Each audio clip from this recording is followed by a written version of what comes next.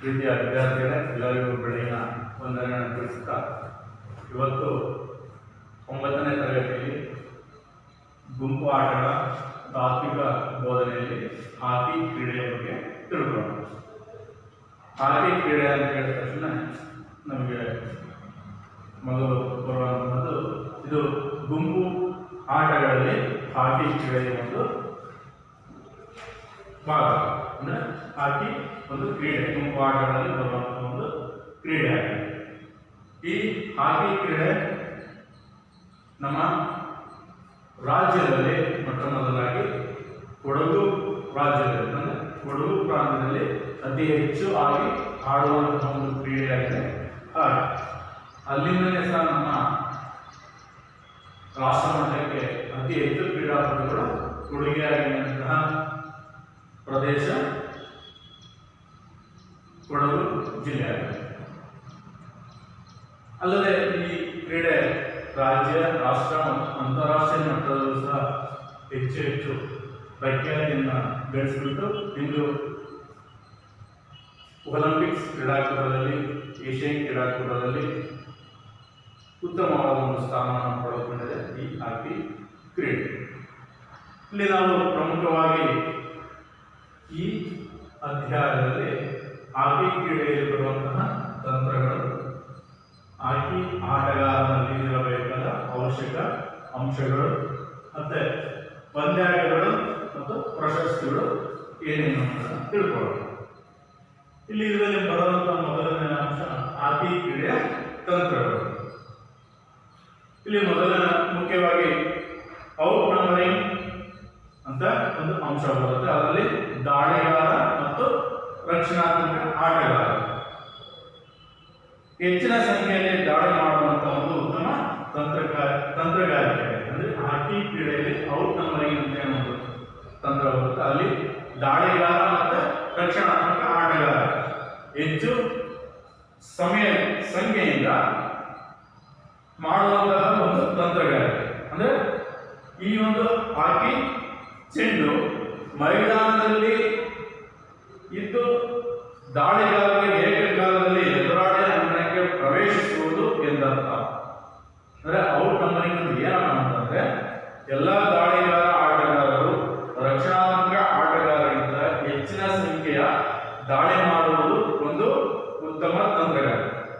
ಇದು ತನ್ನ ಮೈದಾನದಲ್ಲಿ ಚೆಂಡು ಇದ್ದ ಸಮಯದಲ್ಲಿ ದಾಳಿಗಾರರು ಏಕಕಾಲದಲ್ಲಿ ಅಂಗಣ ಪ್ರವೇಶಿಸುವುದು ಎಂದರ್ಥ. ಅಂದ್ರೆ ಒಂದು ತಂಡ ಅಂದ ತಕ್ಷಣ ಎ ಮತ್ತು ಬಿ ತಂಡ ಬರುತ್ತೆ. ಅಲ್ಲಿ ದಾಳಿಗಾರರು ಇರ್ತಾರೆ ಮತ್ತು ರಕ್ಷಣಾತ್ಮಕ ಆಟಗಾರರು ಸಹ ಇರ್ತಾರೆ. ದಾಳಿಗಾರ ಆಟಗಾರರು ಆ ಚೆಂಡನ್ನು ಆಡ್ತಾ ಬಂದ ಸಂದರ್ಭದಲ್ಲಿ ಎದುರಾಳಿ ತಂಡ ರಕ್ಷಣಾತ್ಮಕ ತಂಡವಾಗಿರುತ್ತೆ. ಆ ರಕ್ಷಣಾತ್ಮಕ ತಂಡವನ್ನು ಏಕಕಾಲದಲ್ಲಿ ಆ ಚೆಂಡಿನ ಮೇಲೆ ರಕ್ಷಣೆಯನ್ನ ಅಂದ್ರೆ ತನ್ನ ಅಂಕಣದಲ್ಲಿ ಬರುವ ರೀತಿಯಲ್ಲಿ ಅಥವಾ ಗೋಲ್ ಪ್ರವೇಶಿಸಿದ ರೀತಿಯಲ್ಲಿ ರಕ್ಷಣೆ ಮಾಡುವುದನ್ನು ನಾವು ಒಂದು ತಂತ್ರಗಾರಿಕೆಯಾಗಿ ಇದು ಬರುತ್ತೆ. ನಂತರ ಈ ಪಂದ್ಯಾಟದಲ್ಲಿ ಪ್ರಮುಖವಾಗಿ ಚೆಂಡು ಮೈದಾನದಲ್ಲಿ ಇದ್ದಂಥ ಸಮಯದಲ್ಲಿ ಹಲವಾರು ತಂತ್ರಗಳು ಬರುತ್ತೆ. ಅಂದ್ರೆ ಪಾಸಿಂಗ್, ಪುಷಿಂಗ್, ಡ್ರಿಬಲ್, ರನ್ನಿಂಗ್, ತಕ್ಷಣ ಬಾಲನ್ನ ಎಡ ಮತ್ತು ಬಲಕ್ಕೆ ತನ್ನ ಆಟಗಾರರಿಗೆ ನೀಡುವಂತಹ ಒಂದು ಸಂದರ್ಭಗಳು ಬರುತ್ತವೆ. ಇಲ್ಲಿ ಚೆಂಡನ್ನು ಸ್ಟಿಕ್ ನ ಹಿಡಿತದಲ್ಲಿ ಇಟ್ಟುಕೊಂಡು ಎದುರಾಳಿಗಳನ್ನು ವಂಚಿಸುತ್ತಾ ತಮ್ಮ ತಂಡದ ಆಟಗಾರರಿಗೆ ಬಾಲನ್ನ ಪಾಸ್ ಮಾಡ್ತಾ ಹೋಗುವಂಥದ್ದು, ಅಥವಾ ಇಂಥ ಸ್ಥಳದಿಂದ ದೂರದಲ್ಲಿ ಏನಾದರೂ ತನ್ನ ತಂಡದ ಆಟಗಾರರಿಗೆ ಅವರಿಗೆ ಪುಷ್ ಮಾಡುವಂಥದ್ದು, ಆಮೇಲೆ ಸ್ಕೂಪ್ ಮಾಡುವಂಥದ್ದು, ಇವೆಲ್ಲವೂ ಸಹ ಚೆಂಡನ್ನು ತನ್ನ ಹಿಡಿತದಲ್ಲಿ ಇಟ್ಟುಕೊಂಡು ಅತಿ ವೇಗವಾಗಿ ತನ್ನ ತಂಡದ ಸಹ ಆಟಗಾರರಿಗೆ ಕಳುಹಿಸುವಂತಹ ಒಂದು ಕೌಶಲ್ಯಗಳಾಗುತ್ತೆ. ಅಂದರೆ ಮುಖ್ಯವಾಗಿ ಏನಪ್ಪಾ ಅಂದ್ರೆ ಈ ಹಾಕಿ ಆಟದಲ್ಲಿ ಡ್ರಿಬಲ್ ಬರುತ್ತೆ, ಪುಷ್, ಸ್ಟಾಪ್, ಸ್ಕೂಪ್, ಹೇಡ್, ಇವೆಲ್ಲವೂ ಸಹ ಈ ಹಾಕಿ ಆಟದಲ್ಲಿ ಬರುವಂತಹ ಪ್ರಮುಖ ತಂತ್ರಗಳಾಗಿ ನಾವು ಕಾಣಬಹುದು. ಈ ಎಲ್ಲ ತಂತ್ರಗಳನ್ನು ಒಳಗೊಂಡಿದ್ದಾಗ ಮಾತ್ರ ಆ ಕ್ರೀಡಾಪಟು ಉತ್ತಮ ಕ್ರೀಡಾಪಟು ಆಗಲಿಕ್ಕೆ ಸಾಧ್ಯತೆ ಇರುತ್ತೆ. ಹೆಚ್ಚು ಹೊತ್ತು ಆ ಬಾಲನ್ನು ತನ್ನ ಹಿಡಿದಲ್ಲಿಟ್ಟುಕೊಂಡು ಸಹಪಾಠಿಗಳಿಗೆ ಆ ಹೋಲಿಕೆ ಅನುಕೂಲ ಆಗುತ್ತೆ. ಇವಿಷ್ಟು ಹಾಕಿ ಕ್ರೀಡೆಯಲ್ಲಿ ಬರುವ ತಂತ್ರಗಳಾದ್ರೆ, ನಂತರ ಒಬ್ಬ ಹಾಕಿ ಆಟಗಾರ ಅನ್ಸ್ಕೊಳ್ಬೇಕಪ್ಪ ಅಂದ್ರೆ ಅವನಲ್ಲಿ ಯಾವ ಯಾವ ಅಂಶಗಳು ಇರಬೇಕು. ಅದರಲ್ಲಿ ಮೊದಲನೇದಾಗಿ ಪ್ರಮುಖವಾಗಿ ಬರುವಂಥದ್ದು ಕಷ್ಟ ಸಹಿಷ್ಣುತೆ. ಕಷ್ಟ ಸಹಿಷ್ಣುತೆ ಅಂತ ಅಂದ್ರೆ ಹಾಕಿ ಮೈದಾನದಲ್ಲೂ ಹಲವು ಬಾರಿ ಓಡಾಡಿ ಪರಿಣಾಮಕಾರಿಯಾಗಿ ಆಡಬೇಕಾಗುತ್ತೆ. ಅಂದ್ರೆ ಸುಮಾರು 110, 120 ಉದ್ದ ಇರೋದ್ರಿಂದ ಆ ಬಾಲನ್ನು ತನ್ನ ಹಿಡಿದ್ರೆ ಇಟ್ಕೋಬೇಕಂದ್ರೆ ಅಂಕಣದ ಹಾಕುದಿಂದ ಮತ್ತು ಅಂಕಣದ ಈ ತುದಿಯಿಂದ ಆಟಗಾರ ಓಡಾಡ್ತಿರ್ಬೇಕಾಗುತ್ತೆ. ಆ ದೃಷ್ಟಿಯಿಂದ ಅವನಿಗೆ ಹೆಚ್ಚು ಶಕ್ತಿ ಬೇಕು. ಅಂದ್ರೆ ಆ ಬಾಲನ್ನ ಹಿಡ್ಕೊಳ್ಳಿಕ್ಕೆ ಹೆಚ್ಚು ಆಯಾಸ ಆಗದ ರೀತಿ ಇರಲಿಕ್ಕೆ ಅಂದ್ರೆ ಅವನಿಗೆ ಮುಖ್ಯವಾಗಿ ಏನ್ ಬೇಕು? ಕಷ್ಟ ಸಹಿಷ್ಣುತೆ ಪ್ರಮುಖವಾದ ಅಂಶ. ಎರಡನೇ ಬಂದ್ಬಿಟ್ಟು ಚಪಲತೆ. ಚಪಲತೆ ಅಂದ್ರೆ ಏನಪ್ಪಾ ಅಂತಂದ್ರೆ ಎದುರಾಳಿಗಳ ಚಲನವಲನಗಳಿಗೆ ಅನುಗುಣವಾಗಿ ಚೆಂಡಿನ ಜೊತೆಗೆ ದಿಕ್ಕನ್ನು ಬದಲಾಯಿಸುವ ಅವಶ್ಯಕತೆ ಇರುವಂತದ್ದು.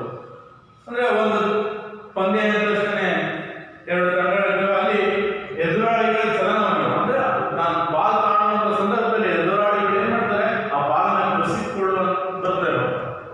ಅಂತ ಸಂದರ್ಭದಲ್ಲಿ ಆ ಎದುರಾಳಿ ತಂಡದ ಆಟಗಾರನ ದಿಕ್ಕನ್ನು ಬದಲಾಯಿಸಿ ಆ ಬಾಲನ್ನು ಬೇರೆ ಕಡೆ ತೆಗೆದುಕೊಂಡು ಹೋಗುವಂತ ಒಂದು ಸಾಮರ್ಥ್ಯ ಇರಬೇಕು. ಅಥವಾ ಸಾಮರ್ಥ್ಯ ನಾವು ಚಪಲತೆ ಅಂತ ಹೇಳಿ ಕರೀತೀವಿ. ನೆಕ್ಸ್ಟ್ ಮೂರನೇ ಬಂದ್ಬಿಟ್ಟು ಸಂಯೋಜನೆ. ಇಲ್ಲಿ ಸಂಯೋಜನೆ ಅಂದ್ರೆ ಏನಂತ ಅಂದ್ರೆ ಚೆಂಡನ್ನು ನಿಯಂತ್ರಣದಲ್ಲಿ ಇಟ್ಟುಕೊಳ್ಳಲು ಹೆಚ್ಚಿನ ಸಾಮರ್ಥ್ಯ ಯಾರಿಗೆ ಬೇಕು? ನಮ್ಮ ದೇಹದಲ್ಲಿರುವಂತ ಕಣ್ಣು, ಕೈ, ಕಾಲುಗಳಿಗೆ ಬೇಕಾಗುತ್ತೆ. ಅಂದ್ರೆ ಈ ಮೂರು ಅಂಶಗಳು ಒಂದೇ ರೀತಿಯಲ್ಲಿ ಇದ್ದಂತ ಸಂದರ್ಭದಲ್ಲಿ ಅಂದ್ರೆ ಕಣ್ಣು ನೋಡುತ್ತೆ, ಬಾಲನ್ನು ನೋಡುತ್ತೆ, ಕಣ್ಣನ್ನು ನೋಡಿದಂತ ತಕ್ಷಣ ನಮಗೆ ಹೇಳುತ್ತೆ ಈ ಕೈಯಿಂದ ಅಥವಾ ಸ್ಟಿಕ್ಕಿನಿಂದ ಆ ಬಾಲನ್ನ ಸರಿಯಾದ ರೀತಿಯಲ್ಲಿ ತಡೆ ಹಿಡಿಯಬೇಕು. ಅದರ ಜೊತೆ ನಮ್ಮ ಕಾಲುಗಳು ಸಹ ಆ ಕಡೆ ಈ ಕಡೆ ಚೆಂಡು ಯಾವ ದಿಕ್ಕಿಗೆ ಬರುತ್ತೆ, ನಾವು ಯಾವ ದಿಕ್ಕಿಗೆ ಹೋಗಬೇಕು, ಆ ಬಾಲನ್ನ ಯಾವ ದಿಕ್ಕಿನಿಂದ ಯಾವ ದಿಕ್ಕಿಗೆ ಕಳಿಸ್ಬೇಕು ಎನ್ನುವುದು ಸಂಯೋಜನೆ. ಅಂದ್ರೆ ಕಣ್ಣು, ಕೈ ಮತ್ತೆ ಕಾಲುಗಳ ಸಂಯೋಜನೆ ಒಂದೇ ರೀತಿಯಲ್ಲಿ ಇರಲಿಕ್ಕೆ ನಾವು ಸಂಯೋಜನೆ ಅಂತ ಕರೀತೀವಿ. ನೆಕ್ಸ್ಟ್ ನಿಖರತೆ. ನಾಲ್ಕನೇ ಅಂಶ ನಿಖರತೆ. ಚೆಂಡನ್ನು ಸಮರ್ಪಕವಾಗಿ ಪಾಸ್ ನೀಡಲು ಹಾಗೂ ಗೋಲನ್ನು ಗಳಿಸುವ ನಿಖರತೆ ಇರಬೇಕು. ಇಲ್ಲಿ ಏನಪ್ಪಾ ಅಂತಂದ್ರೆ ಪಂದ್ಯ ನಡೆಯುತ್ತಿದ್ದ ಸಂದರ್ಭದಲ್ಲಿ ಯಾರೋ ನನ್ನ ಸಹಪಾಠಿಗಳು ಅಥವಾ ತನ್ನದೇ ಆದ ಕನ್ನಡ ನನಗೆ ಒಂದು ಪಾಸ್ ನೀಡ್ತಾರೆ. ಆ ಪಾಸ್ ಅನ್ನ ಸರಿಯಾದ ರೀತಿಯಲ್ಲಿ ಸ್ಟಾಪ್ ಮಾಡಬೇಕು. ಅಂದ್ರೆ ಒಂದು ನಿಖರತೆ ಅಂದ್ರೆ ನಿರ್ದಿಷ್ಟತೆ ಇರಬೇಕಾಗುತ್ತೆ. ನಮ್ಮ ದೃಷ್ಟಿಯಲ್ಲೂ ಸಹ ಬಾಲು ಕಡೆ ಗಮನ ಇದ್ದಾಗ ಮಾತ್ರ ಆ ಬಾಲ್ನ ನಿಖರವಾಗಿ ತಡೆಯಬೇಕು. ನಂತರ ಆ ಬಾಲ್ನ ಗೋಲಿನ ಪೆಟ್ಟಿಗೆ ಒಳಗಡೆ ಕಳಿಸುವಂತ ಒಂದು ಚಾಣಕ್ಷತೆ ಇರಬೇಕಾಗುತ್ತೆ. ಅದಕ್ಕೆ ನಾವು ನಿಖರತೆ ಅಂತ ಹೇಳಿ ಕರೀತೇವೆ. ನಂತರ ಐದನೇ ಅಂಶ ವೇಗ.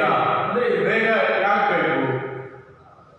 ಆಟಗಾರರು ಸಹ ಆಟಗಾರರ ಚೆಂಡನ್ನು ಪಡೆಯಲು ಮತ್ತು ಎದುರಾಳಿಗಳಿಂದ ವಂಚಿಸಿ ಕ್ಷಣಾರ್ಧದಲ್ಲಿ ಚೆಂಡನ್ನು ಪಾಸ್ ನೀಡಲು ಅಥವಾ ಎದುರಾಳಿಗಳಿಂದ ಚೆಂಡನ್ನು ಕಸಿಯಲು ನಮಗೆ ಮುಖ್ಯವಾಗಿ ವೇಗ ಬೇಕಾಗುತ್ತೆ.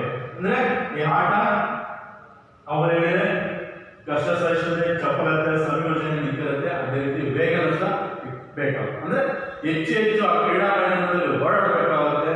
ನಂತರ ಎದುರಾಳಿ ತಂಡದ ಆಟಗಾರರಿಂದ ನಾವು ಚೆಂಡನ್ನು ಕಸಿದುಕೊಳ್ಬೇಕಾಗುತ್ತೆ.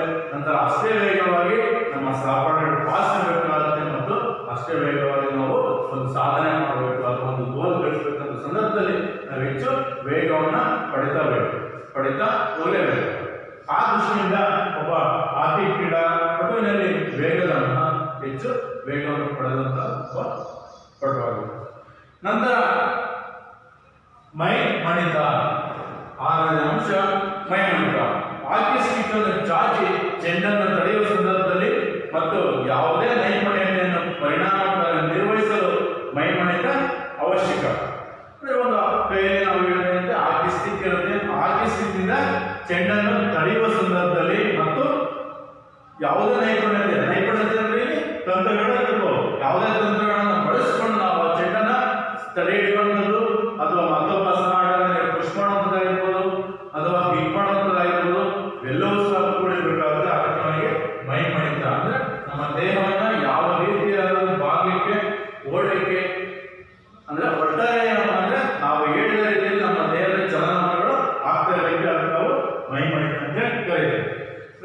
ಕೊನೆಯದಾಗಿ ಆಟಗಾರನಿಗೆ ಉತ್ತಮ ಪ್ರತಿಕ್ರಿಯಾ ವೇಗ ಅವಶ್ಯಕತೆ. ಅಂದ್ರೆ ಪ್ರತಿಕ್ರಿಯಾ ವೇಗ ಅಂದ್ರೆ ಯಾವ್ದಾದ್ರು ಒಂದು ಪಂದ್ಯ ನಡೀತಿದೆ ಅದರಲ್ಲಿ ಕ್ರಿಯೆ ಮತ್ತು ಪ್ರತಿಕ್ರಿಯೆ ಎರಡೂ ನಡೀತಾ ಇದೆ. ಹಾಗಿದ್ರೆ ಮಾತ್ರ ಒಂದು ಪಂದ್ಯವನ್ನ ಆಯೋಜನೆಗೆ ಸಾಧ್ಯ ಇರೋದು, ಒಂದು ಪಂದ್ಯ ನಡೀತಿದೆ. ಅಂದ್ರೆ ಎದುರಾಳಿ ತಂಡದ ಆಟಗಾರರು ಯಾವುದೇ ರೀತಿಯಲ್ಲಿ ನಮ್ಮ ಮೇಲೆ ದಾಳಿ ಮಾಡುವ ಸಂದರ್ಭದಲ್ಲಿ ಅದಕ್ಕೆ ಪ್ರತಿಕ್ರಿಯೆಯಾಗಿ ನಾವು ಯಾವುದಾದ್ರೂ ಒಂದು ಕೌಶಲ್ಯವನ್ನು ಬಳಸಿಕೊಂಡು ಆ ಚೆಂಡನ್ನು ಅವ್ರ ಕಡೆಯಿಂದ ವಂಚಿಸಿ ನಾವು ಸಾಗುವಂತ ಒಂದು ಗುರಿ ಇರುತ್ತಲ್ಲ, ಆ ಗುರಿಯನ್ನು ಮುಟ್ಲಿಕ್ಕೆ ಪ್ರತಿಕ್ರಿಯೆ ಅವಶ್ಯಕವಾಗಿದೆ. ಏನಪ್ಪಾ ಅಂತಂದ್ರೆ ಒಟ್ಟಾರೆ ಹೇಳೋದಾದ್ರೆ ಒಬ್ಬ ಹಾಕಿ ಆಟಗಾರ ಏನ್ ಇರಬೇಕಾದ ಅಂಶಗಳು ಇವೆಲ್ಲವೂ ಇರುತ್ತೆ. ಮುಖ್ಯವಾಗಿ ಒಂದು ಕಷ್ಟಸಹಿಷ್ಣುತೆ, ಚಪಲತೆ, ಸಂಯೋಜನೆ, ನಿಖರತೆ, ಮೈಮಣಿತ, ವೇಗ ಮತ್ತು ಪ್ರತಿಕ್ರಿಯಾ ವೇಗ, ಈ ಎಲ್ಲ ಅಂಶಗಳು ಇದ್ದಂತ ಸಂದರ್ಭದಲ್ಲಿ ಅವನೊಬ್ಬ ಉತ್ತಮ ಕ್ರೀಡಾಪಟುವಾಗಲು ಸಾಧ್ಯ ಇರುತ್ತೆ, ಉತ್ತಮ ಹಾಕಿ ಆಟಗಾರನಾಗಿ ಹೊರಹೊಮ್ಮಕ್ಕೆ ಸಾಧ್ಯತೆ ಇರುತ್ತೆ. ಅವನಿಂದ ಉತ್ತಮವಾದ ಸಾಧನೆಗಳನ್ನು ನಾವು ಪಡ್ಕೊಳ್ಳಿಕ್ಕೆ ಈ ಎಲ್ಲ ಅಂಶಗಳು ಸಹ ಸಹಕಾರ. ಕೇವಲ ಹಾಕಿ ಆಟಗಾರನಲ್ಲ, ಒಬ್ಬ ಕ್ರೀಡಾಪಟು ಅಂದ್ರೆ ಎಲ್ಲ ಅಂಶಗಳು ಇದ್ದಂತ ಸಂದರ್ಭದಲ್ಲಿ ಅವನು ಯಾವುದೇ ಒಂದು ಕ್ರೀಡೆಯಲ್ಲಿ ಸಕ್ರಿಯವಾಗಿ ಭಾಗವಹಿಸಲು ಸಹ ಉತ್ತಮವಾದ ವೇದಿಕೆಯಾಗಿ ನಾವು ಮನಗೋಣ. ಇವೆಲ್ಲವನ್ನು ನೋಡುವಂತ ಸಂದರ್ಭದಲ್ಲಿ ಕೇವಲ ಪಂದ್ಯಾಟಗಳನ್ನು ನಡೆಸ್ತೇವೆ, ಹಾಕಿ ಆಟಗಳನ್ನ ಉತ್ತಮ ಅಂಶಗಳು ಇರುತ್ತವೆ. ಆ ಕ್ರೀಡೆಯನ್ನ ನಾವು ಹೆಚ್ಚು ಜನಪ್ರಿಯಗೊಳಿಸಬೇಕಪ್ಪ ಅಂತಂದ್ರೆ ಕ್ರೀಡಾ ಕ್ಷೇತ್ರದಲ್ಲಿ ಹಲವಾರು ಕ್ರೀಡಾ ಪ್ರಶಸ್ತಿಗಳನ್ನು ನಾವು ಕಾಣಬಹುದು. ಅದರಲ್ಲಿ ಪ್ರಮುಖವಾಗಿ ಒಂದು ಹಾಕಿ ವಿಶ್ವಕಪ್.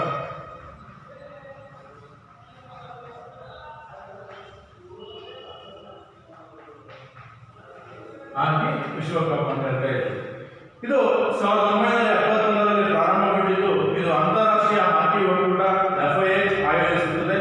ಹಾಕಿಯಲ್ಲಿ ವಿಶ್ವ ಪಂದ್ಯಾಟವೆನಿಸಿದ 2 ಒಲಿಂಪಿಕ್ಸ್ ಮಧ್ಯದಲ್ಲಿ 4 ವರ್ಷಗಳಿಗೊಮ್ಮೆ ಈ ಹಾಕಿ ವಿಶ್ವ ಹಾಕಿ ಪಂದ್ಯಾಟವನ್ನು ನಿರ್ವಹಿಸುತ್ತದೆ. ಅಂದ್ರೆ 1971ರಲ್ಲಿ ಇದು ಪ್ರಾರಂಭವಾಗುತ್ತೆ. ನಂತರ ಇದನ್ನ FIH ಅಂತ ಒಂದು ಫೆಡರೇಷನ್ ಕರೀತೇವೆ, ಅಂತಾರಾಷ್ಟ್ರೀಯ ಹಾಕಿ ಒಕ್ಕೂಟ ಅಂತ ಕರೀತೇವೆ. ಇದು ಒಲಿಂಪಿಕ್ಸ್ ಮಧ್ಯ ಅಂದ್ರೆ ಒಲಿಂಪಿಕ್ಸ್ ನಾವು ಮೊದಲೇ ತಿಳಿದಂಗೆ 4 ವರ್ಷಗಳನ್ನು ನಡೆಯುತ್ತೆ. 2 ಒಲಿಂಪಿಕ್ಸ್ ಮಧ್ಯೆ 4 ವರ್ಷಗಳ ಅಂತರದಲ್ಲಿ ಈ ಒಂದು ಹಾಕಿ ವಿಶ್ವಕಪ್ ಅನ್ನ ಏರ್ಪಡಿಸಲಾಗಿದೆ. ನಂತರ ಎರಡನೇದು ಒಲಿಂಪಿಕ್ಸ್ ಅಂತ ಹೇಳಿ.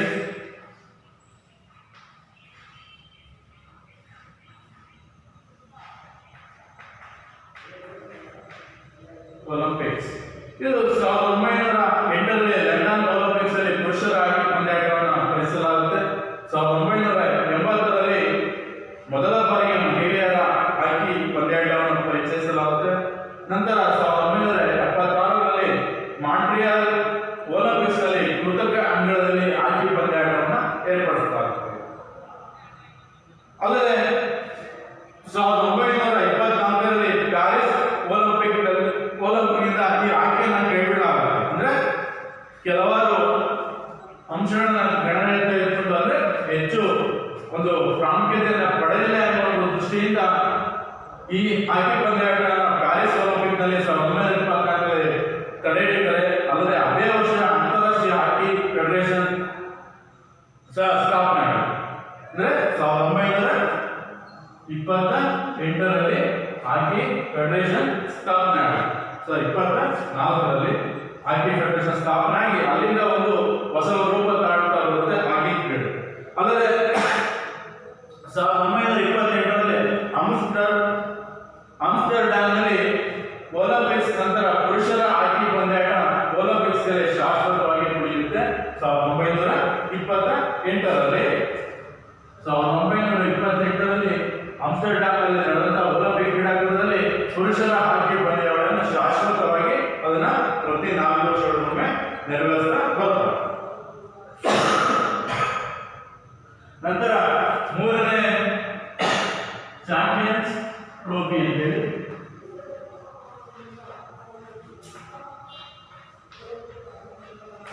ಚಾಂಪಿಯನ್ಸ್ ಟ್ರೋಫಿ 1978ರಲ್ಲಿ ಪಾಕಿಸ್ತಾನದ ಏರ್ ಮಾರ್ಷಲ್ ಆದಂತ ನೂರ್ ಖಾನ್ ಅವರು ಪುರುಷರಿಗಾಗಿ ಚಾಂಪಿಯನ್ಸ್ ಟ್ರೋಫಿಯನ್ನು ಪ್ರಾರಂಭಿಸುತ್ತಾರೆ. 1987ರಲ್ಲಿ ಮಹಿಳೆಯರ ಚಾಂಪಿಯನ್ಸ್ ಟ್ರೋಫಿ ಪ್ರಾರಂಭವಾಗುತ್ತೆ.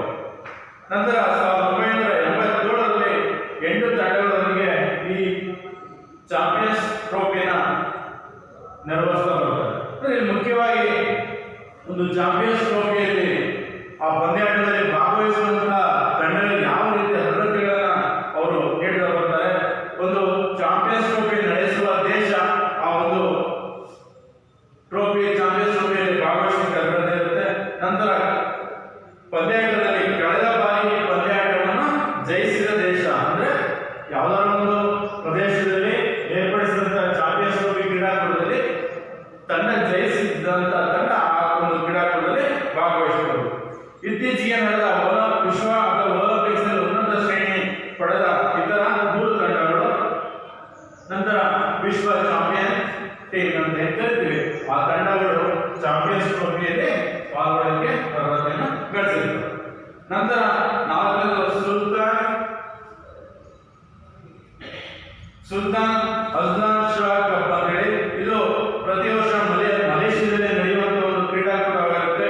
ಅಲ್ಲಿ ಆ ಮಲೇಷಿಯಾದಲ್ಲಿ ರಾಜ ಸುಲ್ತಾನ್ ಶಾ ಬಹಳ ಈ ಹಾಕಿ ಕ್ರೀಡೆಯಲ್ಲಿ ಹೆಸರುವಾಸಿಯಾಗಿದೆ. ಆ ದೃಷ್ಟಿಯಿಂದ ಅವನ ಹೆಸರಿನಲ್ಲಿ ಈ ಕ್ರೀಡಾಕೂಟವನ್ನ ನಡೆಸ್ತಾ ಬರ್ತಾರೆ 1973. ನಂತರ 5ನೇದು ಏಷಿಯನ್ ಕ್ರೀಡಾಕೂಟ 1958ರ ಟೋಕಿಯೋ ಏಷಿಯನ್ ಕ್ರೀಡಾಕೂಟದ ನಂತರ ಹಾಕಿಯಲ್ಲಿ ಈ ಕ್ರೀಡಾಕೂಟದಲ್ಲಿ ಆಯೋಜಿಸಲಾಯಿತು.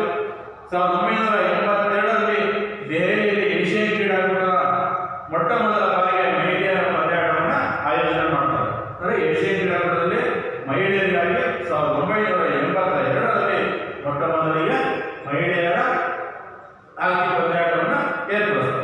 ನಂತರ ಕಿರಿಯರ ಹಾಕಿ ವಿಶ್ವಕಪ್ ಈ ಪಂದ್ಯಾಟವನ್ನು ಅಂತಾರಾಷ್ಟ್ರೀಯ ಹಾಕಿ ಒಕ್ಕೂಟ ಆಯೋಜಿಸುವ ಬರುತ್ತೆ. ಇಲ್ಲಿ 21 ವರ್ಷದಕ್ಕಿಂತ ಕಡಿಮೆ ಇರುವಂತಹ ವಯಸ್ಸಿನ ಕ್ರೀಡಾಪಟುಗಳಿಗೆ ಈ ಕಿರಿಯರ ಹಾಕಿ ವಿಶ್ವಕಪ್ ಪಂದ್ಯಾಟವನ್ನು ನಡೆಸ್ತಾ ಬರ್ತಾರೆ. ಅಂದ್ರೆ ಇದನ್ನ 4 ವರ್ಷಕ್ಕೊಮ್ಮೆ ಆಯೋಜಿಸಲಾಗುತ್ತೆ. ಅಲ್ಲದೆ 1979ರಲ್ಲಿ ಮಹಿಳೆಯರ ಹಾಕಿ ವಿಶ್ವಕಪ್ ಸಹ ಪ್ರಾರಂಭವಾಗುತ್ತೆ ತಿಳಿಸ್ತಾರೆ. ನಂತರ ಈ ಎಲ್ಲ ಅಂಶಗಳನ್ನು ಗಮನಿಸಿದಾಗ ಈ ಕ್ರೀಡೆಗೆ ಇನ್ನೂ ಸಹ ಹಲವಾರು ಪಂದ್ಯಾಟಗಳನ್ನ ಗುರುತಿಸ್ಬಿಟ್ಟು ಆ ಕ್ರೀಡೆಯ ಬೆಳವಣಿಗೆಗೆ ಪ್ರಮುಖವಾದ ಪಾತ್ರವಾದಂತಹ ಪಂದ್ಯಾಟಗಳು ಇರ್ತವೆ. ಅವು ಯಾವ್ಯಾವ ಅಂತಂದ್ರೆ ಮೊದಲನೇದಾಗಿ ಅಖಿಲ ಭಾರತ ಬೈಟಲ್ ಕಪ್ ಹಾಕಿ ಪಂದ್ಯಾಟ. ಇದು ಕೇವಲ ಪಶ್ಚಿಮ ಬಂಗಾಳದಲ್ಲಿ ಮಾತ್ರ ಆಯೋಜನೆ ಮಾಡ್ತಾರೆ. ನಂತರ ಅಖಿಲ ಭಾರತ MCC ಮುರುಗಪ್ಪ ಚಿನ್ನದ ಕಪ್ ಹಾಕಿ ಪಂದ್ಯಾಟ ಇದನ್ನ ಚೆನ್ನೈ. ನಂತರ ಅಖಿಲ ಭಾರತ ಗುರ್ಮೀತ್ ಸ್ಮರಣಾರ್ಥ ಹಾಕಿ ಪಂದ್ಯಾಟ ಇದು ಚಂಡೀಗಢದಲ್ಲಿ ಆಯೋಜನೆ ಮಾಡ್ತಾರೆ. ನಂತರ ಅಖಿಲ ಭಾರತ ಸುಮ್ರೇಟ್ ಸ್ಮರಣಾರ್ಥ ಹಾಕಿ ಪಂದ್ಯಾಟ ಇದು ಜಲಂಧರ್. ನಂತರ ಅಖಿಲ ಭಾರತ ಛತ್ರಪತಿ ಶಿವಾಜಿ ಹಾಕಿ ಪಂದ್ಯಾಟ ನವದೆಹಲಿ. ನಂತರ ಅಖಿಲ ಭಾರತ ಅಗ್ರಕಾ ಪಂದ್ಯಾಟ ಮುಂಬೈ. ನಂತರ ಅಖಿಲ Bharat Bombay gold cup hockey ಪಂದ್ಯಾಟ Mumbai. ಅಖಿಲ Bharat ಒಬೈದುಲ್ಲಾ Shah Khan gold cup hockey ಪಂದ್ಯಾಟ Bhopal. ನಂತರ ಅಖಿಲ ಭಾರತ ಜವಾಹರ್ಲಾಲ್ ನೆಹರು ಹಾಕಿ ಪಂದ್ಯಾಟ ನವದೆಹಲಿ. ನಂತರ ಅಖಿಲ ಭಾರತ ಲಾಲ್ ಬಹದ್ದೂರ್ ಶಾಸ್ತ್ರಿ ಹಾಕಿ ಪಂದ್ಯಾಟ ನವದೆಹಲಿ. ನಂತರ ಅಖಿಲ ಭಾರತ ಸಂಜಯ್ ಹಾಕಿ ಪಂದ್ಯಾಟ ದೆಹಲಿ. ನಂತರ ಅಖಿಲ Bharat Indira gold cup hockey ಪಂದ್ಯಾಟ Jammu. ನಂತರ ಅಖಿಲ ಭಾರತ ಜೆಪಿ ಕುಪ್ಪಸ್ವಾಮಿ ನಾಯ್ಡು ಹಾಕಿ ಪಂದ್ಯಾಟ ಕುವಿ ಲಪ್ಟೆ. ನಂತರ ಕಿರಿಯರ ರಾಷ್ಟ್ರೀಯ ಹಾಕಿ ಪಂದ್ಯಾಟ ಅತಿ ಕಿರಿಯರ ರಾಷ್ಟ್ರೀಯ ಹಾಕಿ ಪಂದ್ಯಾಟ.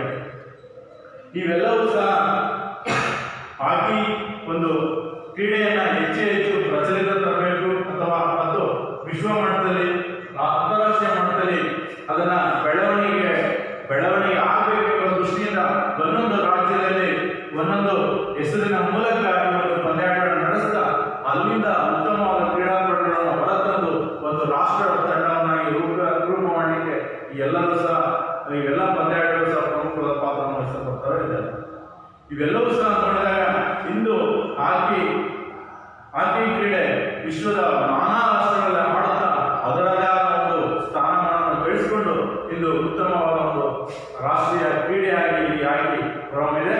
ಇದು ಹಾಕಿ ಆಟದ ಒಂದು ಸಂಕ್ಷಿಪ್ತ ಪರಿಚಯವಾಗಿದೆ. ಇದರಲ್ಲಿ ನಾವು ತಿಳಿದಾಗ ತಂತ್ರಗಳು, ಒಬ್ಬ ಹಾಕಿ ಕ್ರೀಡೆಯಲ್ಲಿ ಇರಬೇಕಾದ ಅಂಶಗಳು ಮತ್ತೆ ಪಂದ್ಯಾಟಗಳು, ಪ್ರಶಸ್ತಿಗಳು ಇದನ್ನೆಲ್ಲ ತಿಳ್ಕೊಂಡಿದ್ದೇವೆ. ಅದರ ಮುಖ್ಯವಾಗಿ ಇದರಲ್ಲಿ ಒಬ್ಬ ಹಾಕಿ ಕ್ರೀಡಾಪಟು ಯಾವ ಸಾಮಗ್ರಿಗಳು, ಅಂದ್ರೆ ಒಬ್ಬ ಹಾಕಿ ಕ್ರೀಡಾಪಟು ಯಾವ ಸಾಮಗ್ರಿಗಳನ್ನು ಪಂದ್ಯಾಟಕ್ಕೆ ಹೋಗುವಂತ ಮೊದಲು ಯಾವ ಅಂಶಗಳನ್ನ ಅಥವಾ ಸಾಮಗ್ರಿಗಳನ್ನು ಪಡೆದಿರಬೇಕು ಅಂತೇಳಿ ಹೇಳ್ತಾರೆ. ಅಂದ್ರೆ ಮುಖ್ಯವಾಗಿ ಒಬ್ಬ ಕ್ರೀಡಾಪಟು ಅಂದ ತಕ್ಷಣ ನಮಗೆ ಶಾರ್ಟ್ಸ್ ಅಂದ್ರೆ ಟಿ ಶರ್ಟ್ಸ್ ಇರುತ್ತೆ, ಹಾಕಿ ಸ್ಟಿಕ್ ಇರುತ್ತೆ, ಮತ್ತೆ ಅವನ ದೇಹದ ಯಾವುದೇ ಭಾವನೆಗೆ ಹೊರತ ಬೀಳಬಾರದು ಅನ್ನೋ ಒಂದು ದೃಷ್ಟಿಯಿಂದ ಗಾರ್ಡ್ಸ್ ಅಂತ ಕರೀತಾರೆ. ಶಿನ್ ಗಾರ್ಡ್ ಅಂತ ಇರುತ್ತೆ, ಅಬ್ಡಮನ್ ಗಾರ್ಡ್, ಇವೆಲ್ಲವನ್ನೂ ಸಹ ಒಬ್ಬ ಹಾಕಿ ಕ್ರೀಡಾಪಟು ಬಳಸ್ತಾ ಹೋಗ್ತಾರೆ. ಇಲ್ಲಿ ನಾವು ಪುಸ್ತಕದಲ್ಲಿ ಇದೆ ಈ ಒಂದು ಹಾಕಿ ಕ್ರೀಡೆಯ ಒಬ್ಬ ಕ್ರೀಡಾಪಟು ಬಳಸಿರುವಂಥ ಕ್ರೀಡಾ ಸಾಮಗ್ರಿಗಳು. ಇದು ಕೇವಲ ನಿಮ್ಮ ವಿದ್ಯಾರ್ಥಿಗಳ ಜ್ಞಾನಕ್ಕೆ ತಿಳಿದಿರಲಿ ಎಂಬ ಒಂದು ದೃಷ್ಟಿಯಿಂದ ಇದನ್ನು ತಿಳಿಸಿರ್ತಾರೆ. ಇವೆಲ್ಲವನ್ನು ತಿಳ್ಕೊಂಡು ನೀವು ಅಭ್ಯಾಸದಲ್ಲಿರುವಂತಹ ಎಲ್ಲ ಒಂದು ಅಂಶಗಳನ್ನು ಅಥವಾ ಪ್ರಶ್ನೆಗಳಿದೆ ಅಥವಾ ಬಿಟ್ಟಸ್ಥಗಳಿದೆ ಅದನ್ನೆಲ್ಲವನ್ನು ಮುಂದಿನ ತರಗತಿ ಬರುವಾಗ ಮಾಡ್ಕೊಳ್ಬೇಕಂತ ತಿಳಿಸ್ತಾ, ಅಲ್ಲದೆ ನಿಮಗೆ ಅತಿ ಹೆಚ್ಚು ಇನ್ನೂ ವಿಷಯ ಬೇಕಪ್ಪ ಅಂದ್ರೆ ಅಂತರ್ಜಾಲದಲ್ಲಿ ಹೋದ್ರೆ ಹಾಕಿ ಕ್ರೀಡೆ ಬಗ್ಗೆ ಇನ್ನೂ ಹೆಚ್ಚು ವಿಷಯಗಳು ಸಿಗ್ತವೆ. ಅದನ್ನ ಕ್ರೋಢೀಕರಿಸಿ ನಿಮ್ಮ ಜ್ಞಾನವನ್ನು ಸಹ ಹೆಚ್ಚು ಮಾಡ್ಕೊಳ್ಳಿಕ್ಕೆ ಸಹಕಾರಿ ಅಂತ ಹೇಳ್ತಾ ನನ್ನ ಈ ಒಂದು ತರಗತಿಯನ್ನು ಮುಗಿಸಿದ್ದೇನೆ. ನಮಸ್ಕಾರ.